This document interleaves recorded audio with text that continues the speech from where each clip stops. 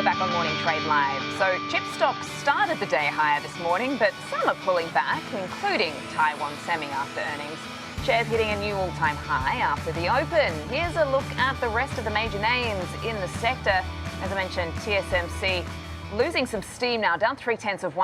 Nvidia remains higher by 1.6%. So does Broadcom, up 2.5%. However, AMD on the back foot this morning, just down fractionally below the line. TSMC is the focus of the morning trade. Joining us for a closer look is Schwab Network host Marley Kayden. So the AI trade very much remains intact as far as Taiwan Semi is concerned. What are you seeing out there?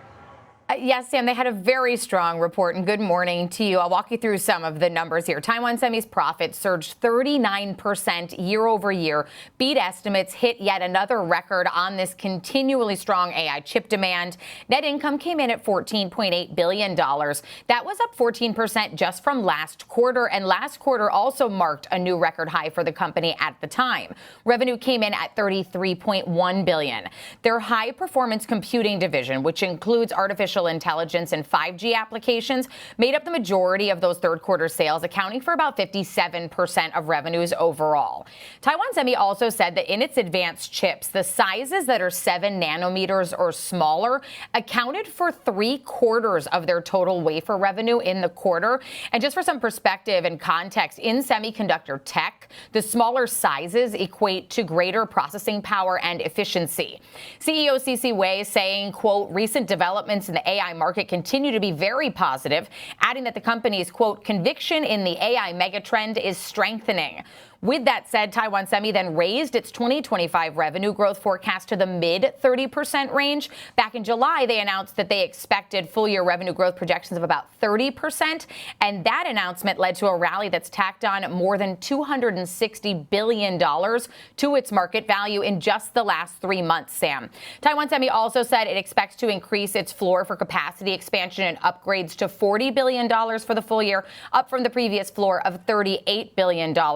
They also did mention that they're carefully monitoring some of the U.S. tariff talk and developments, and also trying to negotiate for a lower rate with Taiwan. But it is important to note that Taiwan Semi has been investing heavily in U.S. facilities and spending that could potentially reduce its tariff impact, but saying they are prepared and hoping for some exemptions.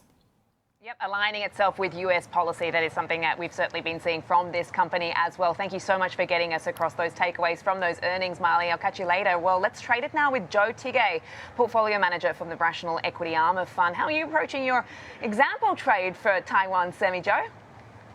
Hi, thanks for having me. I have to say my conviction for Taiwan Semi is absolute. It's robust. We're not going back. We are going to continue to need these chips. And it's just not, it is just not negotiable, the fact that we're going to have these AI chips being bought. Now, whether or not the next iteration, if they're going to turn this into a profit, that remains up to question. But we're going to be making these chips, and we're going to be continuing to make these chips. And I love the fact that Taiwan Semi is committed to their Arizona mega hyperscaling processing plant. We're going to be producing 3 nanometer chips there. They're spending $40 billion to do so, to have more of this production in America. So I am a huge fan. Now, that's not to say that there's not going to be volatility. Just think about this name. We were at 275 just on Friday. So in less than a week, we're looking at 25 points lower. I'm saying, hey, I love this report. I love the future for Taiwan. If the market does well, it's going to do very well. If the market has a little bit of a correction, a hiccup,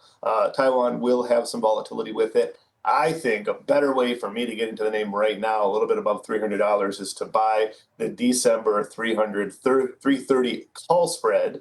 I can get into that for $12. That's about a 4% risk for me holding the name for the next month and a half, and I get 10% upside, or up to 330, where I can turn my $12, of course, into 30. So I'm a big fan of that risk reward rather than owning the stock outright, which could go to 275 and even further lower in a heartbeat. Okay, as you say, quite a remarkable run-up for this stock, as we've seen.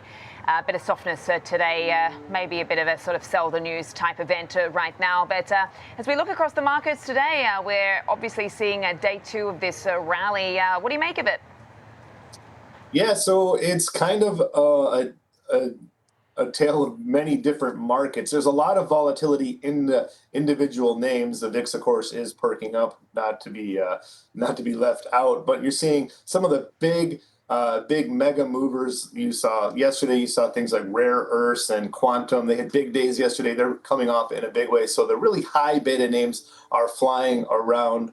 So it's very fascinating. We saw yesterday the small caps reaching an all-time high. They hadn't seen that in many, many years. So maybe that's kind of good news for the overall broader market. But that's pulling back today. Just kind of a slow maybe consolidation pattern here over the past week. I think that's good. I think we got a lot of potential headwinds for the market to fight through. Overall, though, if we can get past the trade war, get past the shutdown, this economy is strong enough with these lower interest rates. I think the economy, this market is ready to continue this next leg of the AI trade higher. But again, we got to get past these big events. Thanks as always, Joe. Really appreciate your time today. Joe Tigay there, portfolio manager of the Rational Equity Armor Fund.